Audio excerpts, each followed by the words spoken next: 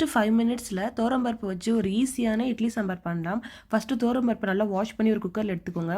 அதில் கட் பண்ணி வச்ச தக்காளி, வெங்காயம், பச்சை மிளகா, பூண்டு உங்கள் டேஸ்ட்டுக்கு ஏற்ற மாதிரி சாம்பார் பவுடர், குழம்பு மிளகாய்த்தூள், மஞ்சத்தூள், உப்பு ஆட் பண்ணி 2 டம்ளர் வாட்டர் ஆட் பண்ணி நல்லா மிக்ஸ் பண்ணுங்கள். நல்லா மிக்ஸ் பண்ணிவிட்டு குக்கரை மூடிடுங்க. 2 விசில் வரட்டும். விசில் வர வரைக்கும் வெயிட் பண்ணுங்கள்.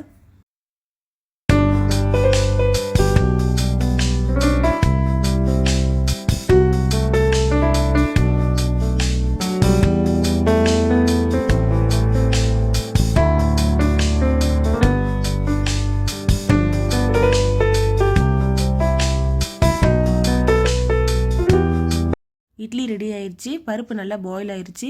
இப்போ தாளிப்புக்கு கொஞ்சமாக எண்ணெய் விட்டு நல்லா கடுகு, சீரகம், காஞ்ச மிளகா, கருவேப்பிலை, பெருங்காயத்தூள் நல்லா ஆட் பண்ணி நல்லா பொரியட்டும். நல்லா பொரிஞ்சதும் சாம்பாரில் ஆட் பண்ணிடுங்க. கொஞ்சம் கொத்தமல்லி தூவி விட்டு நல்லா மிக்ஸ் பண்ணி விடுங்க.